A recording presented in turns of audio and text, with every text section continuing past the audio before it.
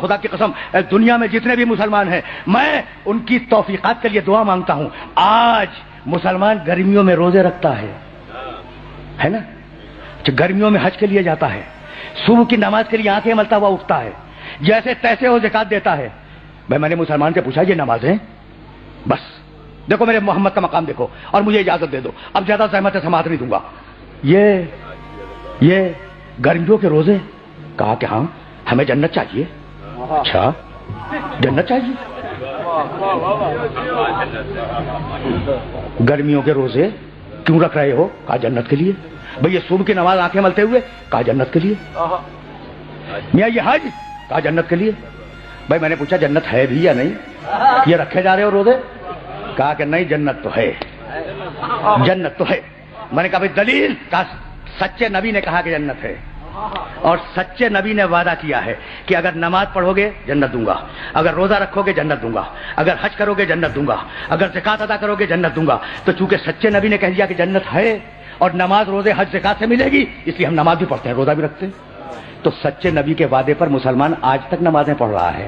اس سچے نبی نے پوری زندگی میں کل 2 ہی تو وعدے کیے, کل 2 ہی تو وعدے کیے.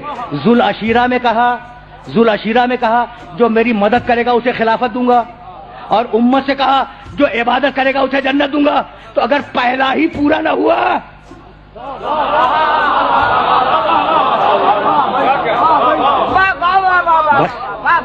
بس زیادہ زحمت سماعت نہیں ہے.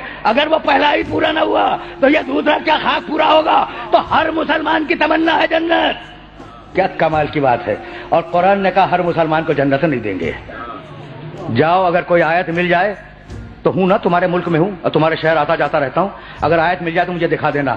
پورے قرآن میں کہیں وعدہ نہیں ہے کہ ہم مسلمان کو جنت دیں گے,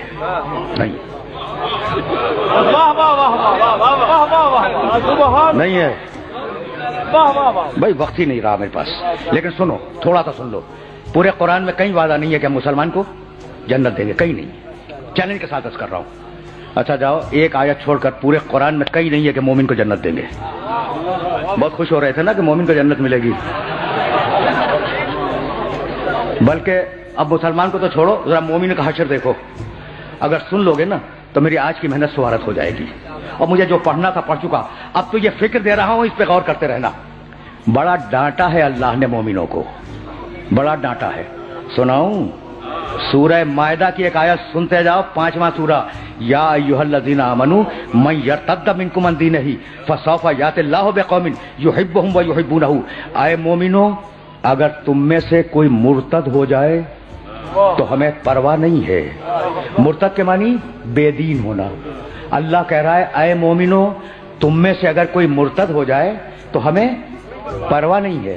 تو ہوئے ہوں گے نا کچھ مرتد.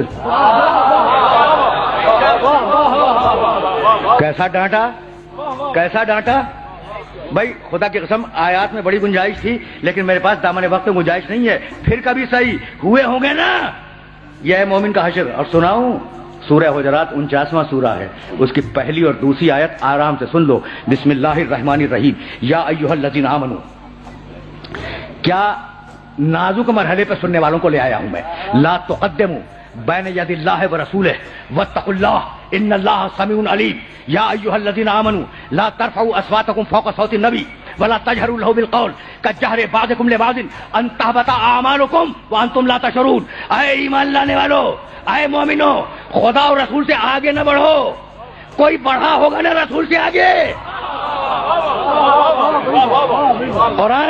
قرآن مفروضات پہ باتیں نہیں کیا کرتا.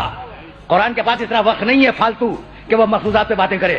کوئی بڑھا ہوگا نا تو یا ایھا الذین آمنوا. بھائی اللہ سے بڑھنا تو ممکن نہیں ہے.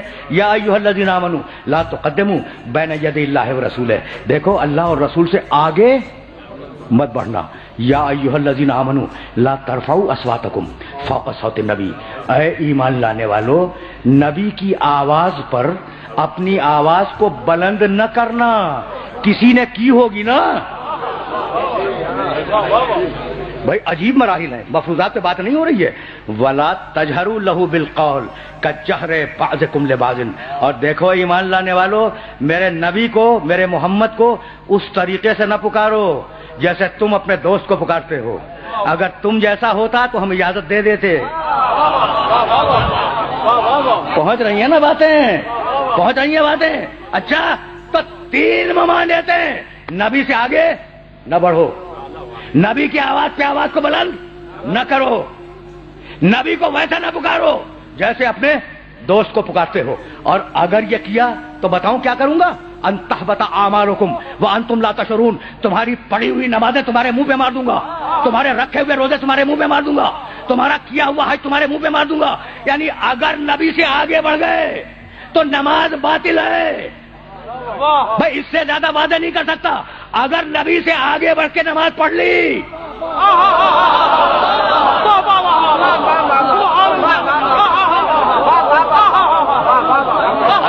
یعنی کمال ہے, کمال ہے آیت کا. اگر نبی سے آگے بڑھ کر نماز پڑھی, نماز باطل ہے. اچھا اگر نبی کی توہین کی آواز پہ آواز بلند کر دی اور روزہ رکھ لیا, روزہ باطل ہے. تو کتنا ڈانٹا ہے مومنوں کو, ڈانٹ دیا نا مومنوں کو. اچھا تو چیلنج کر رہا تھا میں کہ جنت مسلمان کی نہیں. اچھا ایک آیت چھوڑ رہا ہوں کبھی پھر صحیح, جنت مومنوں کی بھی نہیں, ڈانٹ رہا ہے مومنوں کو. اب کس کی بتاؤں؟ اعدت للمتقین. بس میری تقریر تمام ہو گئی. ہم نے جنت بنائی متقین کے لیے. ازلفت الجنت للمتقین, ہم نے جنت سجائی متقین کے لیے. 2 آیتیں, تلک الجنت التی نورث من عبادنا من کان تقیا. ہم یہ جنت وراثت میں دیں گے کسے؟ جو متقی ہوگا. تقریر آخری مرحلے میں داخل ہو گئی. بہت ہی پڑھا لکھا مجمع ہے, بہت پڑھا لکھا ہے. آیت پھر سننا, زیادہ وقت نہیں لوں گا. تلکل جنت التی نورث من عبادنا من کانا تقیا. یہ جنت ہم وراثت میں دیں گے, ملکیت میں نہیں دیں گے, وراثت میں دیں گے. بھائی وراثت اور ملکیت میں فرق کیا ہے؟ یہ تسبیح اگر میں نے خریدی میری ملکیت ہے, اور اگر باپ سے منتقل ہوئی وراثت ہے. مال تھا باپ کا, مجھے وراثت میں ملا, تو جنت تمہیں ملکیت میں نہیں ملے گی, وراثت میں ملے گی. تو ہے نا جنت کسی کی ملکیت جن کی وراثت تمہیں ملے گی.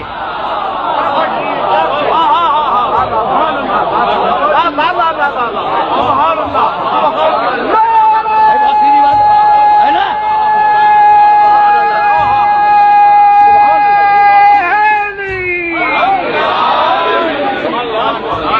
بھائی ہے نا کچھ مالکان جنت, ہے نا کچھ مالکان جنت جن کی وراثت میں تمہیں جنت ملے گی.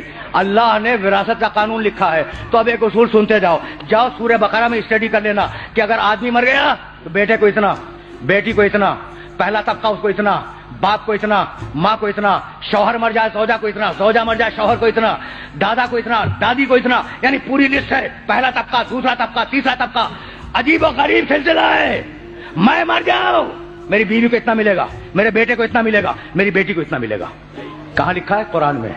مال میرا, وارث بنائے اللہ. بس میری تقریر تمام ہو گئی, خدا کی قسم میری تقریر تمام ہو گئی. مال میرا, مرا میں, کمایا میں نے, ملکیت میری, مر گیا میں, وارث بنائے اللہ. تو مال میرا, وارث اللہ بنائے, اور دین اللہ کا وارث تم بناؤ گے.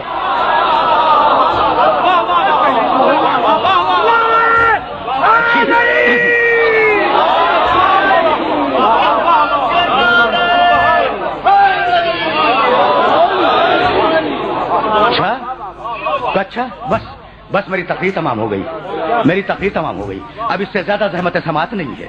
تو ہے نا کچھ مالکان جنت, تو وہ بیوی جس کے سلسلے میں یہ 3 روزہ اجتماعات میں آپ نے شرکت کا شرف حاصل کیا, اس بیوی کے سلسلے میں ایک حدیث تو سنتے جاؤ نا میرے نبی کی, اور بات مکمل ہو جائے. اب مالکان جنت کا تعارف محمد نے کرایا. قرآن نے کہا جنت کے مالک ہیں, محمد نے کہا ان فاطمہ سیدۃ اہل الجنہ. فاطمہ جنت والوں کی سردار ہے. دوسری روایت ان فاطمہ سیدۃ نساء العالمین, فاطمہ عالمین کی عورتوں کی سردار ہے. بھائی مجھے معاف کر دینا. تیسری روایت ان فاطمہ سیدتو نساء اہل جنہ، فاطمہ جنت کی عورتوں کی سردار ہے، یعنی جتنی عورتیں جنت میں ہوں گی ان سب کی ملکہ اور سردار فاطمہ ہوگی. تو قیامت تک کی کوئی بھی عورت فاطمہ کی کنیز بن کر تو جنت میں جا سکتی ہے، فاطمہ سے جھگڑا کر کے جنت میں نہیں جا سکتی.